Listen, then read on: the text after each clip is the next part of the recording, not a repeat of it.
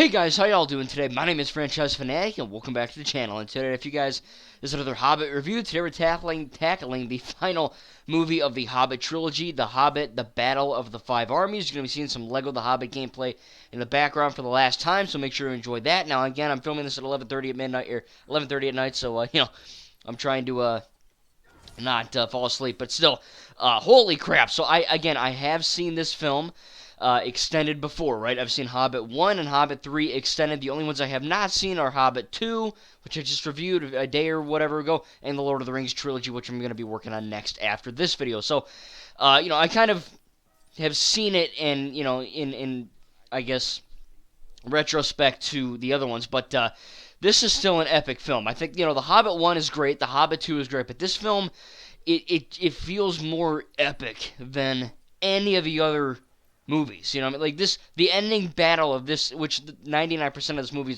is a freaking battle, but the end fight between Azog and, Thorin on the ice and, just all that stuff, it feels like, it's as climactic as the battle in Endgame, or the battle in The Rise of Skywalker, or the battle in At World's End. You know what I mean? It has that awesome climactic epic feel to it, where, it's really effing cool and badass and just really awesome. And that's what this film is basically the whole way through. In terms of, typical writing and acting, it's all good.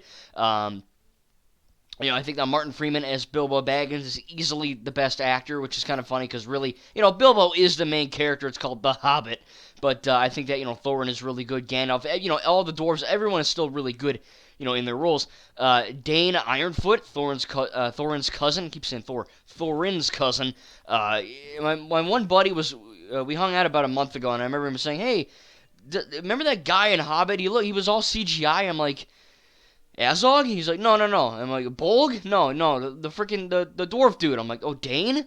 And it turns out, apparently, I'm going to have to do a little bit of research, but apparently Dane Ironfoot was like 99 to 100% CGI. Now, I don't know why the F that was. They got a dude, a Scottish actor to come back and play him, so I don't know why they made him motion capture or CGI or whatever. You can tell, especially with my glasses on. I think this is my first or second time seeing this with glasses, so, my whole freaking vision's better, but, seeing Dane, you could tell with the mouth and his eyes, and just his skin, he just looks a little more, high def and a little more shiny, and, it's almost like there's, like, a little white cutout line around him, and, it's not bad CGI, it looks good for, 2016, 2017, whatever, but, it is like, because they're talking and you see Thor, and then you see Dane, and you're like, oh, okay, I can kind of see that, so, it is not the best CGI in the world, but, it's noticeable, but it's not bad by any means. And then other than that, there's a lot of really awesome fight scenes, in Dale, and then, in between all that with Thorin and everyone, and then, of course, you get the Ravenhill fight with Thorin and Azog, and, 99% of that is CGI, because you get, tons of elves, or tons of dwarves, tons of men and women, everyone's fighting, and there's a lot of extras, like with Attack of the Clones, I keep bringing that up, and I love that. I don't love the film. It's an alright film, but anyway, there's a scene in that, where none of the clone troopers in that film, or Revenge of the Sith, were practical. They were all CGI. And, you can tell, and it's not the best CGI, you can tell, it just feels like a bunch of cartoon dudes running around, and, that's just beside the point, but, there's a lot of practical people in these shots, in these army shots in this film, and what little CGI is there, it's really not that bad, and it's very not noticeable, I'll say that, and for the most part the CGI is really good. The trolls are a little weird, they're kind of just bopping and booping around. It doesn't look the best. There's a few weird shots where Legolas is doing his badass stuff and he's kind of jumping on rocks. A lot of people had a problem with a few things in this film, and one of them was Legolas, like I said, jumping on those rocks, and they're like, oh, it's too goofy, and it doesn't make any sense. It's like Indiana Jones in the fridge. First of all, Indiana Jones in the fridge freaking works 100%. Also, this works 100%, because, think about it. Yes, there's really intense moments, and there's gore, and there's beheadings, and there's battles, and there's loss and death, and revenge, and greed, and lessons, but in between that, Lord of the Rings and The Hobbit, Middle-earth, it is like kind of like Star Wars, what I mean, or like really any franchise, DC, Harry Potter, Marvel, whatever.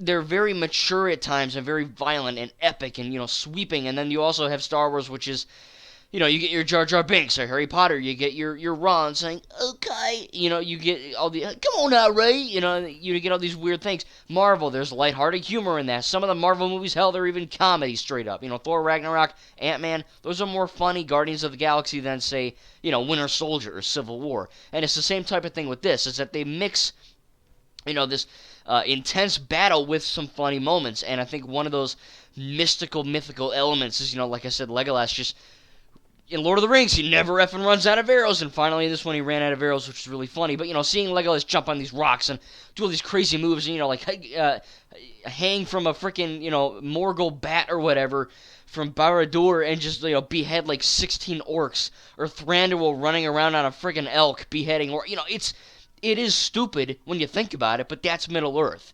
None of that is defying the logic or defying the canon, or if it looks too goofy for you, you're probably just not watching it right. And it's like, that's the whole point. It's supposed to be kind of goofy.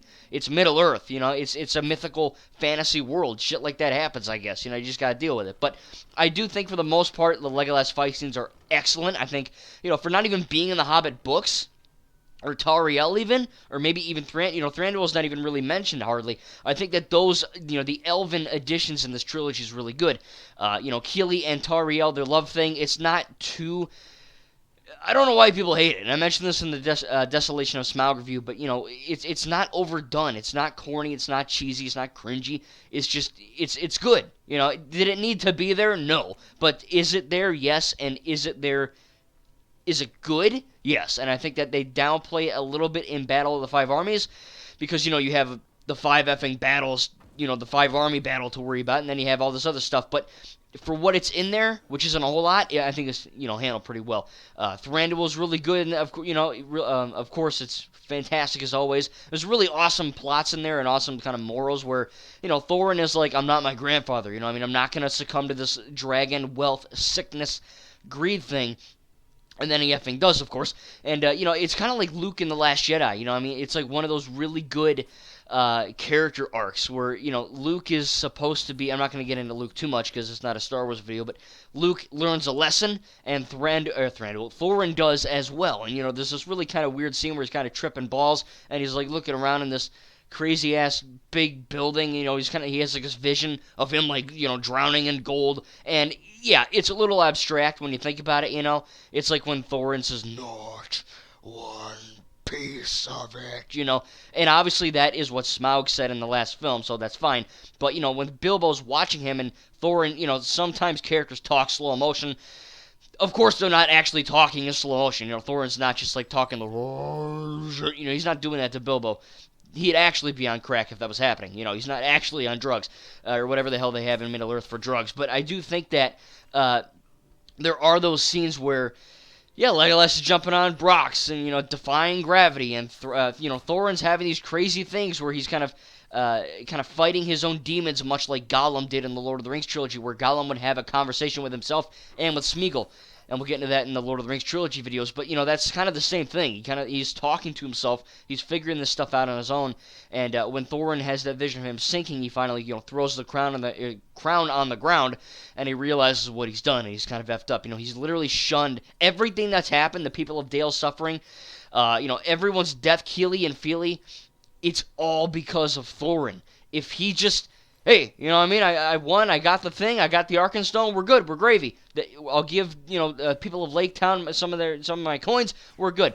But instead, he became the thing he swore to not become, and I think that's a really good character arc, and of course he learns a lesson from that, which is really nice. The battle scenes are effing awesome. I think there's, again, 90% of this film is action scenes. Some of it's really well filmed, where, Dane is, like, sweeping these shots, and, he's like, boom, and there's no music, and it's like, bang, boom, and, you hear just, like, the sound effects. It's really cool stuff. And then you have these more, traditional Lord of the Rings type fights where it's just, like, a million people, just crowded together and, just going at it with war. And that sounded weird, but whatever. You know what I mean? It is very much a different type. The Hobbit 1 and 2 didn't have, like, these big, sweeping Lord of the Rings style Game of Thrones style battles. Remember, like, just, all these effing things are happening at the same time. This is the first film that did that, and again, it's 90% of it, and it's fun. There's different types of fights, which is really nice too. There's the more traditional fight where, again, it's like that Peter Jackson sweeping badass epic shot I've been talking about. And then you have the more traditional, war shot, and then you have some shots that are just kind of funny. Like the one dwarf, I don't remember his name, maybe Biff or something. The dude with his accent said, "Kumpayara, Mayra, Humpereho." That dude.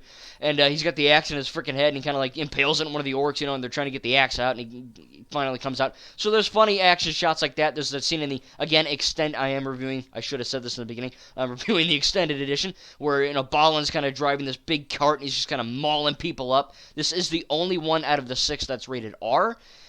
So, you get to see a lot of, gore, and, it's not that bloody, but it is considerably more bloody than any of the other 5 films, which is fine, because technically, again, it's the 3rd film in the franchise, but it's the last one they made, so they probably said, F it, just go nuts with the extended version. And, it's not that bad, but, they're driving this cart in the ice, and they're churning up all these trolls and wargs. It's awesome and cool looking. It's, definitely a more violent film than 1 and 2, but again, that's to be expected because, there's literally a freaking war with 5 battles going on. But and then you also get these action scenes where they're more somber and the music's a little slower. And, in the beginning, it's like, all right, we're fighting for our home, we're fighting for our gold. Thranduil and his army are fighting for a different thing. The men in Lake Town are fighting for their thing. And then you got the freaking orcs. You got all this stuff going on, and every battle and every group is fighting for a different thing. And then you kind of see, the beginning, the way it's shot, it's more like, oh, action, fun, cool, beheading orcs and, whatever, it's traditional stuff. And then toward the end, it gets more, as the battle rages on, literally as the runtime goes on, the audience and myself are like, wow, this is, like, pretty effing nuts. Like, there's just, like, non-stop fighting. And that's what you get in this film, and that's why the music starts turning a little more somber, and the action's a little more slow motion. It's just kind of showing the audience that this is taking a toll on everyone, and it's really effing cool stuff. And I swear to God, I didn't cry, but I have glasses, and I try not to take them off all the time to clean them, because it's annoying as hell. But I swear to God, I almost cried like 6 freaking times. And I know it happens, you know what I mean? I only cry at Ninjago and maybe the Lego Movie. That's it. I teared up at The Rise of Skywalker. But I've never cried at a Marvel film. I've never cried at a DC film. And for some reason, this film always makes me tear up, man, whenever, it's Martin Freeman. I'm placing the blame on him. Because every time he makes these expressive faces and he starts to cry, it makes me want to cry. You know what I mean? He's that good of an actor. Like, I started tearing up, and I know what the fudge happens. You know what I mean? Keely, Feely die, Thorin dies. But every time I see that scene where Feely's in, like, that, I guess, like, enclosed corridor, and you see these orange lights, and he's trying to get out, and he can't, and then, Azog stabs him, and then I know what happens, but it's just so gut-wrenching, you know what I mean? Because you follow these characters through these movies.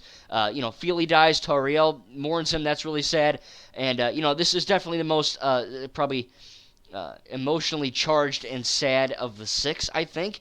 Return of the King, there's a lot of emotions in that film, too.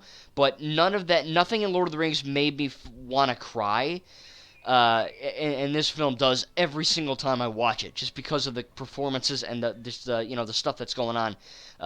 And again, I love Lord of the Rings, but I do think that, in my opinion, after watching the Hobbit trilogy extended, I do have to say that I think the Hobbit trilogy is superior than Lord of the Rings. I know, kill me, shoot me, whatever, but I think that's true. You know what I mean? Not only because they're newer, yes, they have better CGI, they have probably a better production value. Yes, the Lord of the Rings probably has more practical things, but I think that the story in this, in Thorin's side is take back the mountain, and then, don't become greedy. And then he becomes greedy. Thorin literally dies saying, if people valued home over gold, the world would be a merry place. And then Bilbo comes in. Bilbo is literally, like, the good guy in this trilogy. You know what I mean? Like, remember in The Last Jedi, I'm going to bring it up very, very quickly, because, again, it's not a Star Wars video, but Finn, at the beginning of The Last Jedi, his first word is Rey. He just wants to find Rey. And then he meets DJ and Rose Tico on Canto Bight. Technically, not on Canto, but whatever. And Rose is like, think of Finn standing in the middle, right? And on the right shoulder is Rose, the angel. On the left shoulder is DJ, the devil. That's literally how they painted the picture.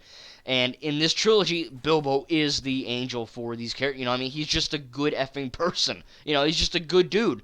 You know, Thorin is a good person too, but he did succumb to dragon sickness of greed, and Bilbo didn't. And I think that's really something to say. And again, Bilbo gets to go home. And really, another moral of this trilogy is that Bilbo got to go on an adventure. You know, he got to. At the beginning of this trilogy, he said, "F it, I don't care about any of this. I don't care. It's stupid." And hobbits are supposed to stay home, and that's it. No adventures. And then he, realizes what he's done, and he goes on this life-changing journey. Where he loses people, he kills people, he meets friends, he creates allies, he has good times and bad times. Then he comes home to the Shire. Everything's destroyed. People are selling his stuff. And he's just kind of sitting there like, wow. It's like when you come home from a vacation and you're at your own house, you're like, shit, man, it's over. You know what I mean? God dang it. I'm back here. And that's kind of what it was like. Bilbo comes home and he's like, well, I'm back. There and back again. I had an adventure. Now it's time for the next one. And then it fast forwards to Bilbo old, right when the Lord of the Rings 1 is happening. So again, I don't know, man. I think the Star Wars sequel trilogy is my favorite trilogy, my favorite set of films ever made, but the Hobbit trilogy comes very close to that. It's essentially, in my eyes, a perfect trilogy. Yeah, there's a few, CGI moments throughout every movie where you're like, all right, that could have looked a little better, but it just looked a little off, or one of those things. But I think that there's no really bad actors. There's really no bad writing. I think the love story, yes, it didn't need to be in there, but I think it works. The introduction of Tauriel, Legolas, Thranduil, the elf, a lot of the stuff, Azog, Bolg, the whole reintroduction of Sauron into Middle-earth and how they kind of do that. The fight scene between Galadriel, where she's kind of like this spectral, ghostly figure. Which, yeah, the one shot where she's like full of rags and it kind of looks a little wonky. But again, that's what Middle-earth is. It's it's kind of wonky. That's what it is. You've got bows and orcs and arrows and wizards and elves. It comes with the territory. But I do think it is a very well-made trilogy. Again, I cannot wait to dive into the Lord of the Rings 1, 2, and 3 extended. I've never seen any of them extended, so it's going to be really, really long movies, but it's going to be really fun to watch them. Hopefully that'll be out soon. Again, hopefully you enjoyed the Lego The Hobbit gameplay. And again, tell me in the comments what you think about the Battle of the Five Armies. What's your favorite Hobbit film, too? Probably for me, it'd go Desolation of Smaug, Battle of the Five Armies, and then Unexpected Journey. But I do love them all the same. I think they are really, really great films. And, this one is really epic and climactic. And a lot of it is fighting. But, again, I love the way that they captured the fighting, where some of it's funny, some of it's really epic, some of it's really sad and somber. And I think that you can't really... It's harder to do that with action, you know what I mean? Because, sometimes action is just funny, or sometimes it's just sad, or sometimes it's just, awesome and epic. But I think they were really, did a really good job of kind of, mixing that. And I didn't even touch upon the beginning with Smaug's death. I think him just, effing up and completely laying waste to, Lake Town is very insane. And I think that scene where, what's his name? I almost said Beorn. The dude. I don't even remember his name, but he literally kills, Smaug, and he kind of, Girion. I can remember Girion, but I can't remember the guy's name. Girion failed to kill the beast, and this guy didn't. And I swear to God, I'm only not remembering the name because it's 11:55, and I'm tired. But still, I do think that it is I don't know. It's a great film, I'll tell you that much. But I cannot wait to watch The Lord of the Rings.